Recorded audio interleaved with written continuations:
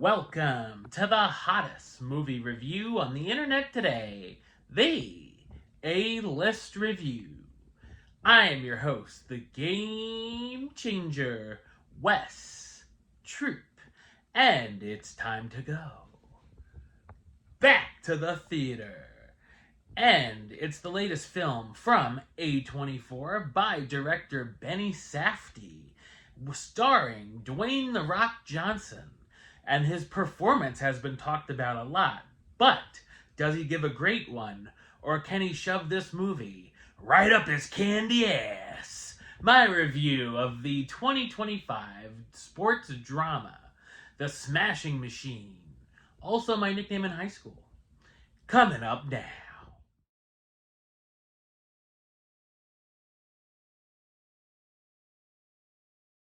The story of mixed martial arts and UFC champion Mark Kerr.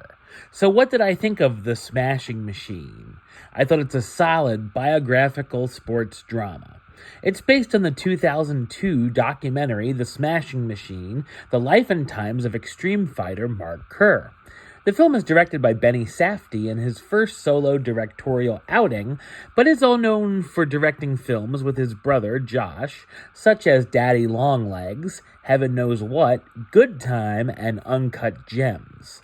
Safdie uses some intimate and often unsettling direction, along with some 1970s-style gritty realism.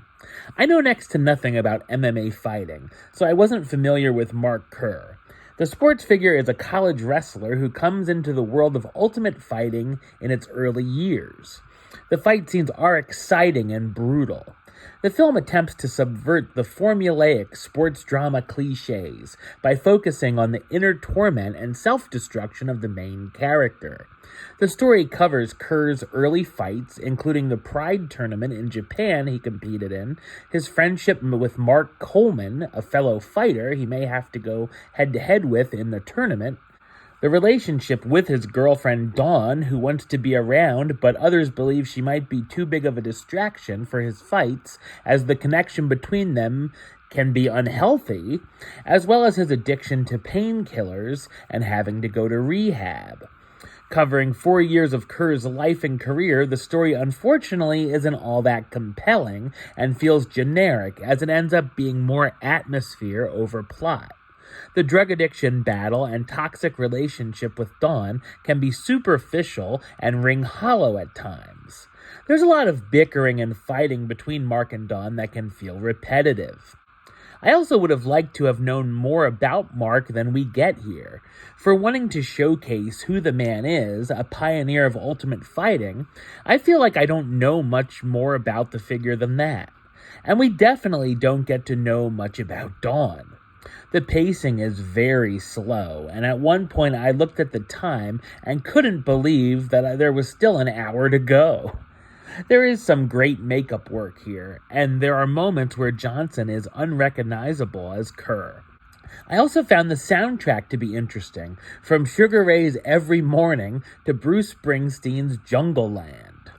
The highlight of the film is Dwayne Johnson giving the best acting performance of his career as Mark Kerr, the wrestler and mixed martial artist.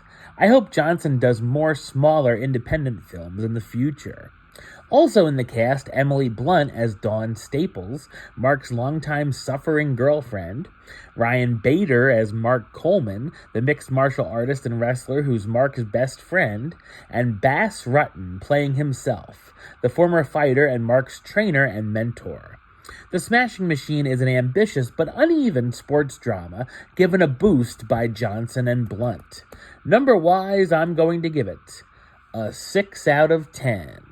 Which gives it the A-list rating of do it.